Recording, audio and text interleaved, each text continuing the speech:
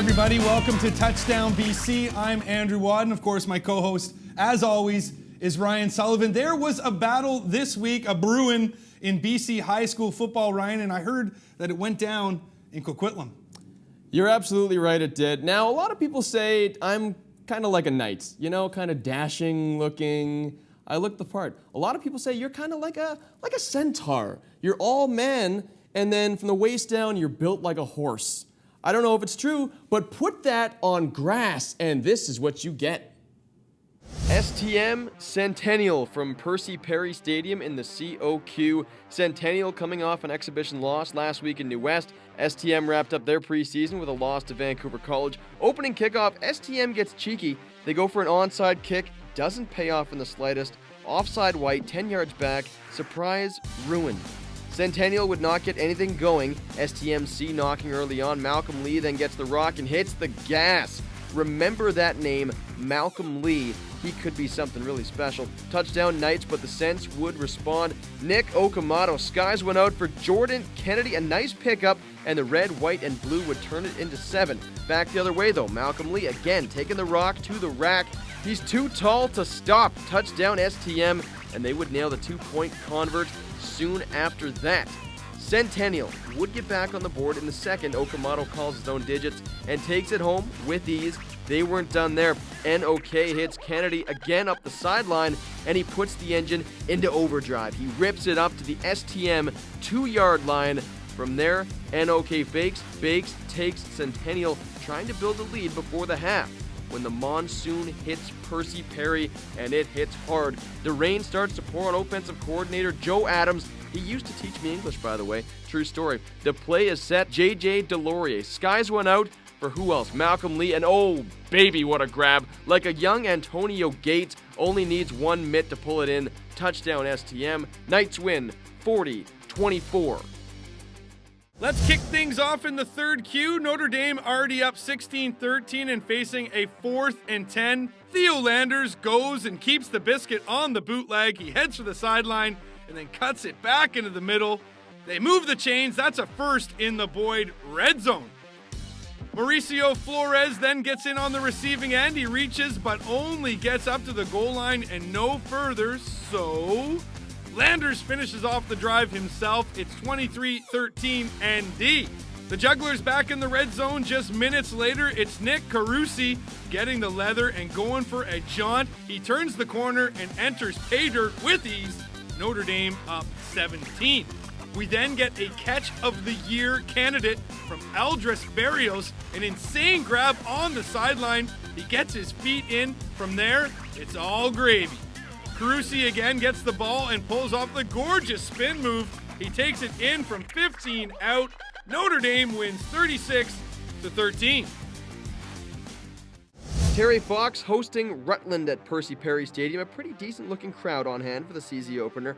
Rutland giving Terry Fox a hand on this punt. The sky ball goes flying over Justice Dovich's head. Michael West picks up the rock, and the Ravens are on the Rutland 1-yard line. They would convert the 7. Next series for Fox, Connor McKee finds Isaiah Stevens with the screen. He goes for a nice run after the grab all the way down to that good old Rutland 1-yard line. McKee seals the deal from there. It's then Jericho Mendez having a go from the option. A nice little squirt there. He finds the corner for a nice take, and it would set things up for Nick Agnoletto. Off the quick out, makes a nice juke, and he heads all the way to pay dirt. The Terry Fox Ravens would add one more for good measure, and to add a little salt to that Rutland wound. The Ravens soaring high after a 52-blank home opener, season opener win. Handsworth hosting Vancouver College.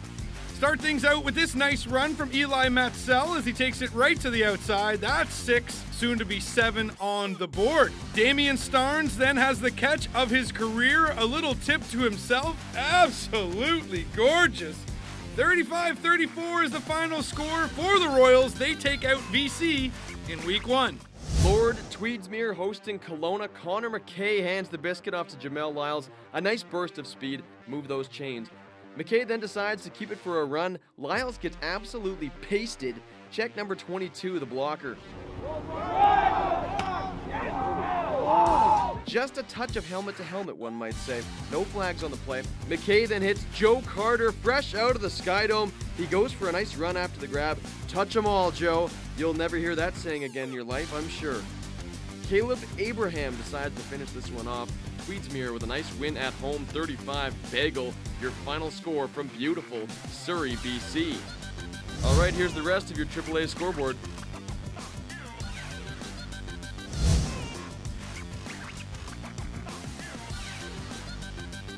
Let's take a look at those AAA varsity standings. T-Fox, WJ Mowat, Lord Tweedsmuir, and St. Thomas More atop the table in the East.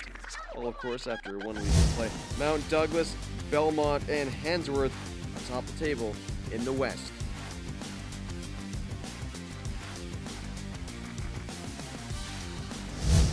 Here's what your Touchdown BC scoreboard looks like for AA action.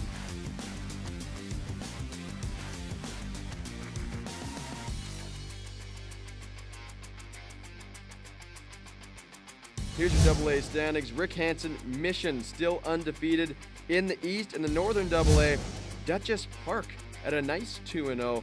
While in the Okanagan, Vernon and Fulton are undefeated after 1 week of play. Holy Cross at a nice 2-0. South Delta also undefeated in the South. While in the West, Carson Graham, John Barsby, and Valinas are 1-0 to start the year. All right, the year was 1980. Jim Mullin had already graduated from high school 20 years earlier. It was also the last time the SFU Clan were able to beat Central. Now it's 2013. Can they do it again? So let's see if the Clan could take down those Wildcats. Little 5'6" Jordan Todd getting the job done early for CW. He goes for a huge 65-yard scampy, just like that. It's 7-3 Central. Jake Nelson then finds Logan Todd in the end zone. It's now 14-6 for the Cats. Chris Tolbert would run one in for SFU to bring the game even. Then SFU pulls off a little trickery. The wide out toss. Ryan Bloom finds Chris Tolbert in the end zone. It's a 27-yard, beautifully placed bomb. 21-14 Simon Fraser. CW then with one last chance from the Wildcat. It's Matt Christensen with the catch and carry. Then, oh gosh, the fumble is recovered by SFU. This one is done. 21-14 is your final score. SFU improves to 2-0. Sloppy turnovers were the story for Central Washington. They fumbled 3 times and lost all 3 of them. SFU did not turn the ball over once. They now get ready to take on Western Oregon on Saturday.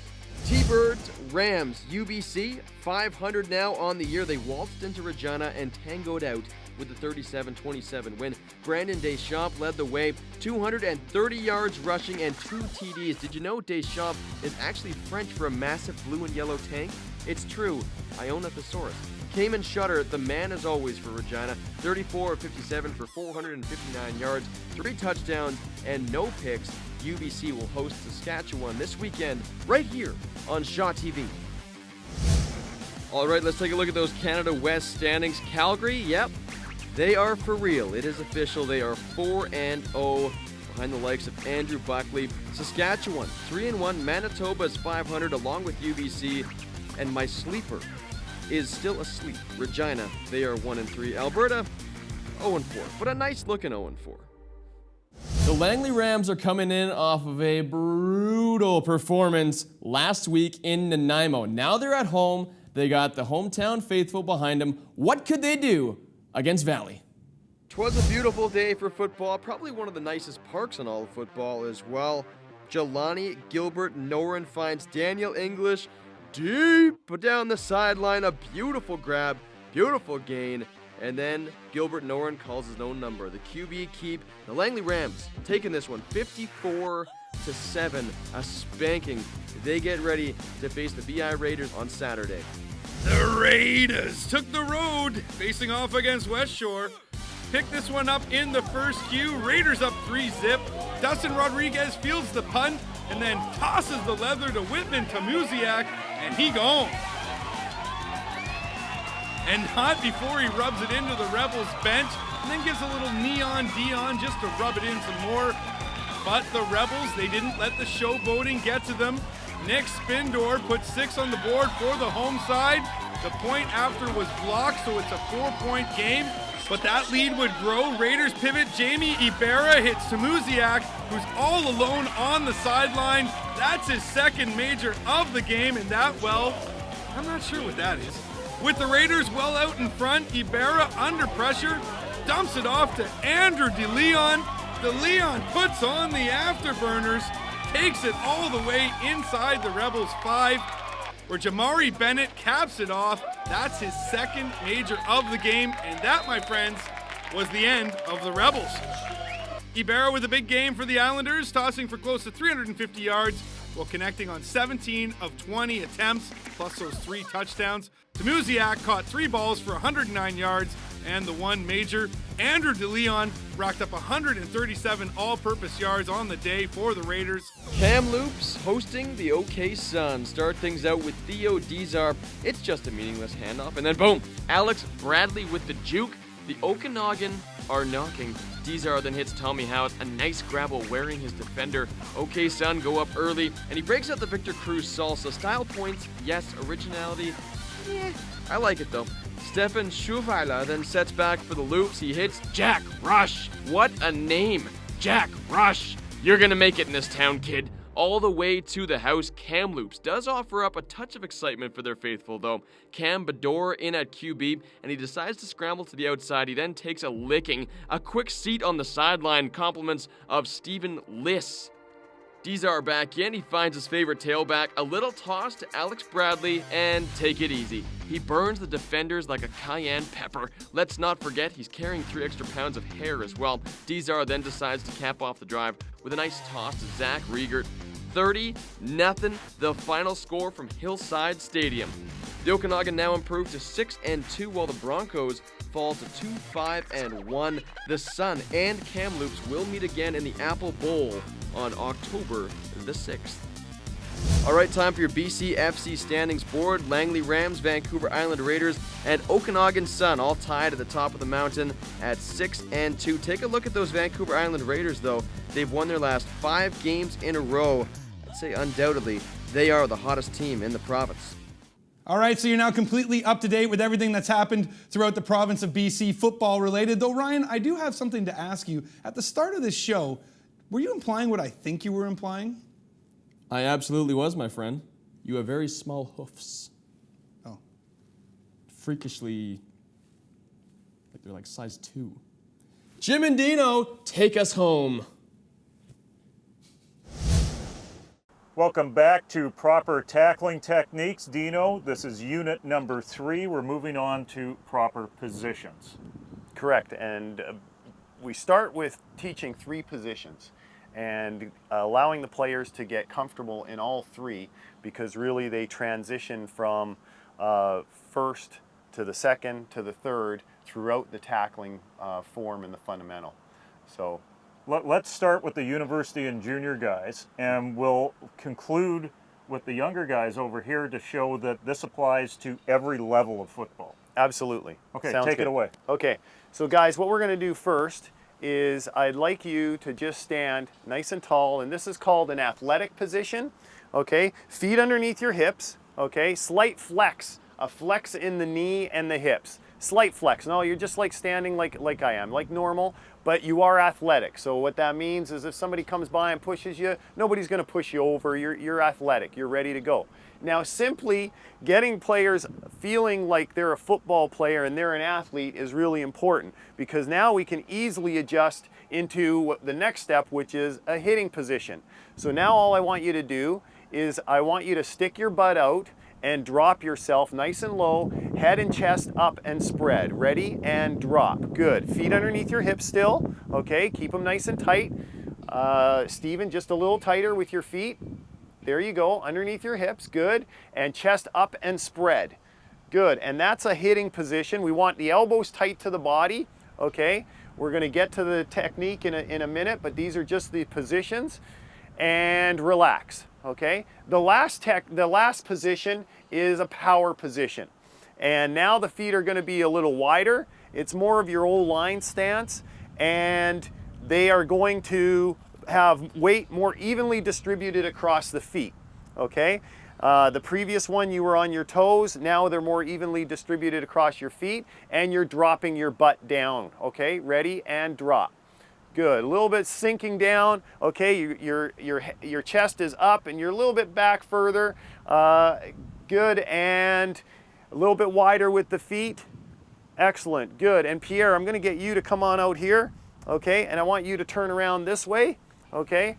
And there's the athletic position, good. And down into hitting, excellent. And then over into power. Great, okay? So those are the three positions, and they can be transferred at any level for any player that is playing from Pee Wee all the way up to obviously the university and pro level. So what we're gonna do is, come on in guys. We're gonna do the same things with you guys, spread out, okay? Be athletic, okay? Slight flex in the knees and hips, okay? Good. Weight a little bit more on your toes than on your heels, okay? Just relax, Mario. Do you want to be relaxed? Good. And then we're going to go into the hitting position. So stick your butt out is the easiest way to do it. Good. And we've got great positioning with the chest up and spread. Good. And come on out, Adam. And give us the hitting position again. Good. Excellent. And we're going to go into power position. So relax and stay there, Adam. Stay sideways and into power position. A little bit wider, weight more evenly distributed across the feet. A little bit more of an O-line stance. Anthony, chest up. Good, that's much better. And relax. Now, one of the things that you can do, you guys stay there, to help with this is at a young age, is be able to just use the command and go from position to position. So, athletic. No, athletic. Athletic position. Good. And hitting. Power. Hitting. Power. Athletic. And that allows them to be able to come in and out of those positions as they learn these proper techniques. For more information on this series, go to our website, playfootball.bc.ca.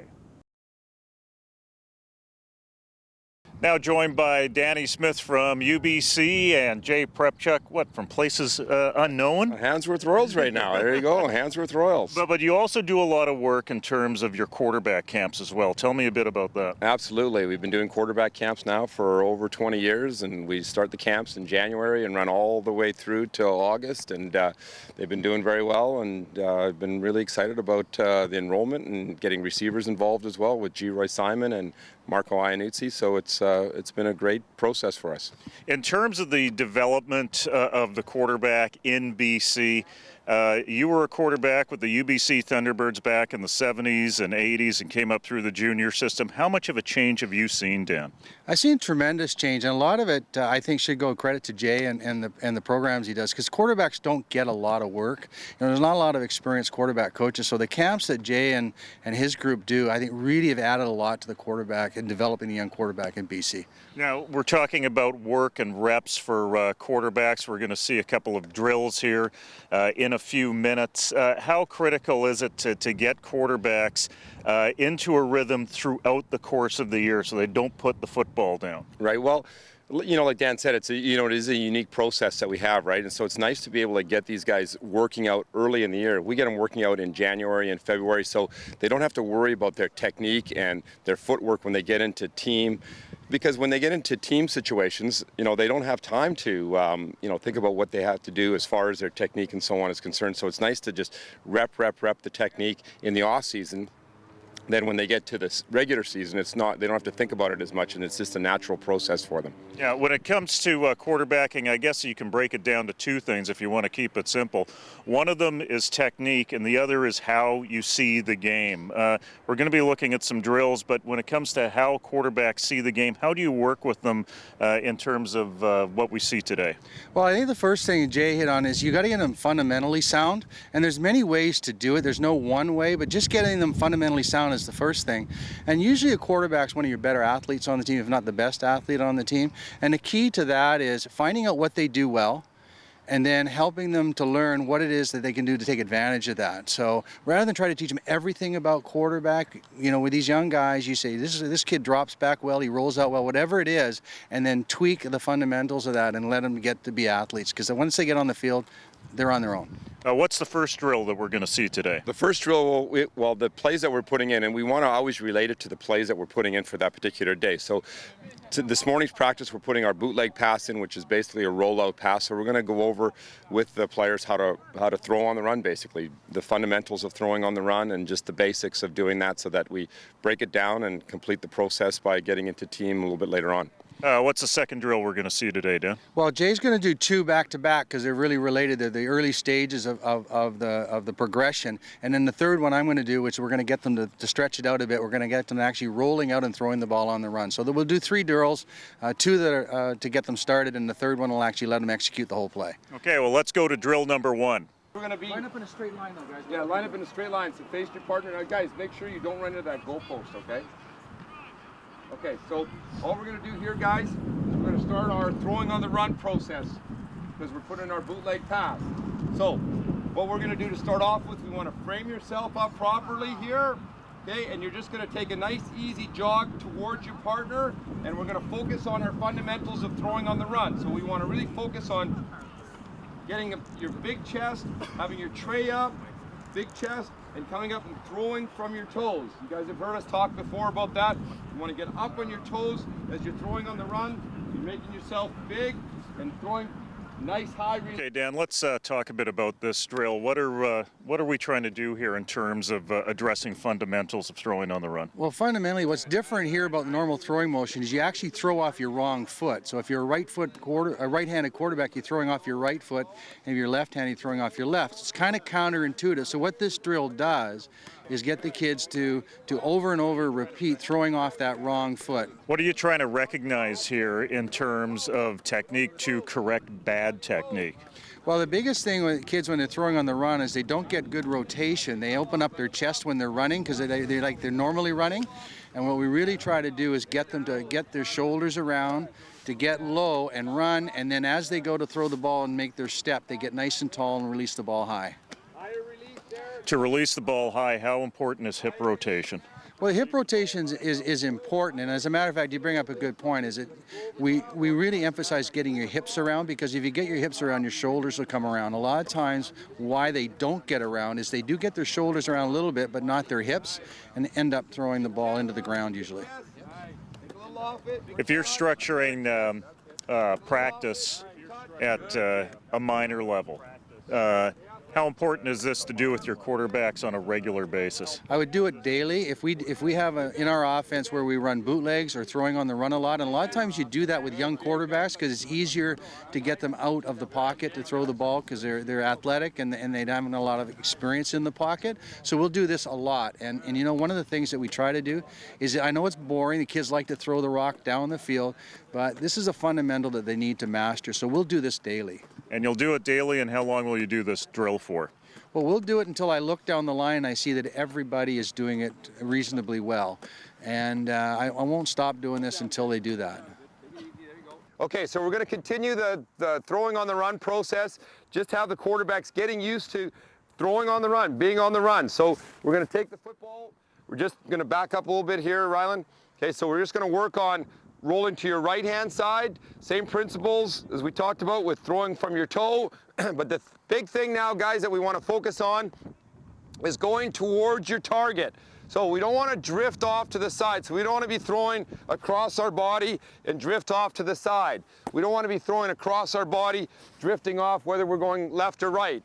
One of the keys to throwing on the run is to go towards, have your shoulders facing your target. So again, if I'm throwing a Rylan here, I'm not going to throw this way right here. I want to turn my shoulders so that they are facing my target, and you actually finish right running towards your target on this, okay?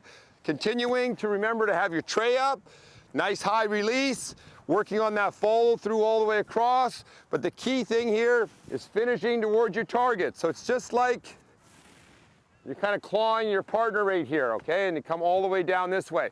So you're just in a small little area that you're at right here. We're going to spread out just a little bit. It's just short, choppy steps. Roll to the right. Finish this way. Back up, Rylan. You're going to do the same thing coming back. Then you're going to go to your left.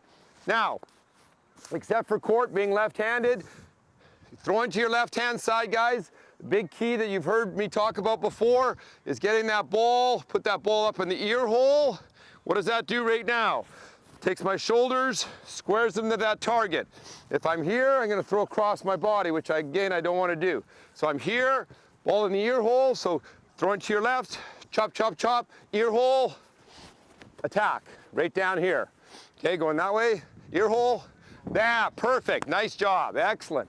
Okay, guys, here we go. Short, choppy steps. You're not gaining a lot of ground here. Chop, chop, chop. Let's go.